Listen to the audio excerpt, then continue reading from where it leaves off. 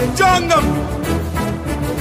భారత రాజ్యాంగం ఒక పుస్తకం కాదు, 7 తరాల త్యాగాల జ్ఞాన యుద్ధాల గ్రంథం, మానవ జాతి విముక్తి గీతం.